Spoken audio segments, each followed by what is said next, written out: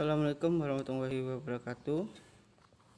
Selamat siang kepada seluruh peserta didik Bapak yang kelas 11 TKR. Selamat menikmati pembelajaran daring. Kali ini Bapak menjelaskan kelanjutan dari materi yang sudah Bapak berikan kemarin, yaitu pada tujuan pembelajaran poin 6 dan 7 adalah mencontohkan faktor penyebab kegagalan seorang wirausaha, dan yang ketujuh adalah mempresentasikan profil wirausahawan yang sukses.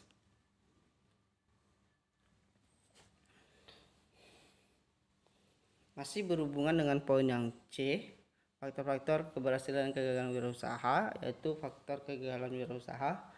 Faktor yang membuat seseorang mundur dari wirausahanya, yaitu selain faktor yang membuat kegagalan wirausaha, menurut pendapat Zimmer mengemukakan beberapa potensi yang membuat seseorang mundur dari kewirausahaan, yaitu 1. Pendapatan yang tidak menentu. Ini Bapak contohkan para usahawan pemula biasanya sering sekali mereka belum bisa memprediksi pasar, biasanya pendapatan mereka tidak tentu dan mengakibatkan dari gulung tikar. Yang kedua, kerugian akibat hilangnya modal investasi atau yang sekarang itu, apalagi di tengah COVID-19 sekarang seperti ini, biasanya para investor itu mulai menarik diri, jadi bisa mengakibatkan usahanya itu merugi atau gulung tikar. 3. Perlu kerja keras dan waktu yang lama. Yang keempat, kualitas kehidupan yang tetap rendah meskipun usahanya mantap. Nah, selain itu, alasan utama kegagalan usaha yang baru, ini untuk wirausaha yang baru.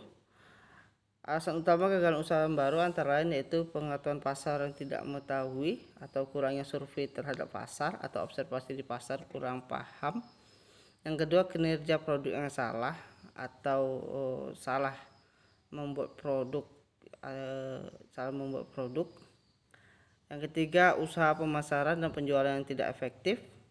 4. Adanya persaingan, ini mungkin terlalu banyak usaha yang sama dan dia memilih memaksakan usaha yang sama juga, maka si usaha yang baru ini akan biasanya cepat gulung tikar.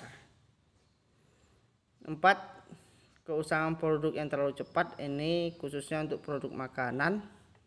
Biasanya para usahawan baru dia produk-produk makanan ini harus yang awet lah. Yang keenam, waktu mulai usaha baru yang tidak tepat. Nah, jadi kalau pilih usaha, kalau mau berwirausaha atau berusaha yang baru, itu pilihlah waktu yang tepat atau yang bahasa kerennya adalah mengikuti tren, bisa jadi membuat usaha Anda berhasil. Nah, poin yang D, ini beberapa contoh wirausaha yang sukses. Yang pertama adalah pendiri Ruang Guru, ada Mas Belfasa Devara dan Muhammad Imam Usman. Ini mungkin para peserta didik mungkin udah nggak asing lagi, ini yang lagi ngetrend sekarang, sehingga platformnya itu nomor 1 di Indonesia untuk pendidikan jarak jauh. Yang kedua, Gojek, pendirinya Nadiem Makarin atau Menteri Pendidikan kita, ini yang juga lagi kekinian. Nah, itu tadi yang online-nya, sedangkan yang ini pendiri usaha Agung Automall atau Agung Toyota. Ini mungkin tulisannya salah ya, harap dimaklumi aja.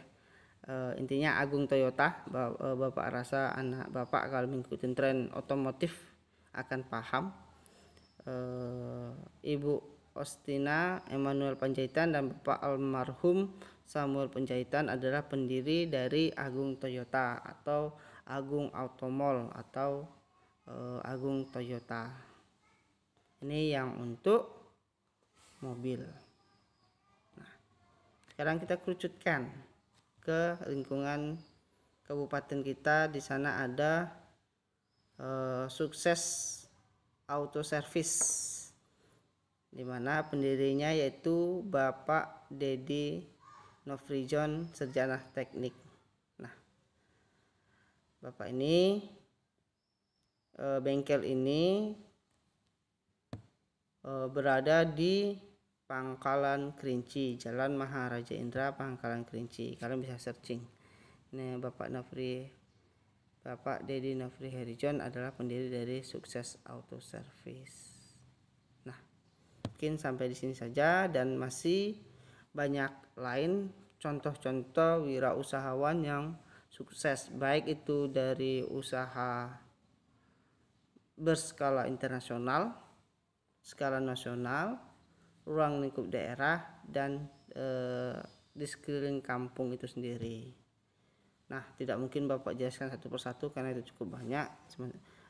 Untuk lebih memahami materi yang Bapak berikan dari awal sampai akhir,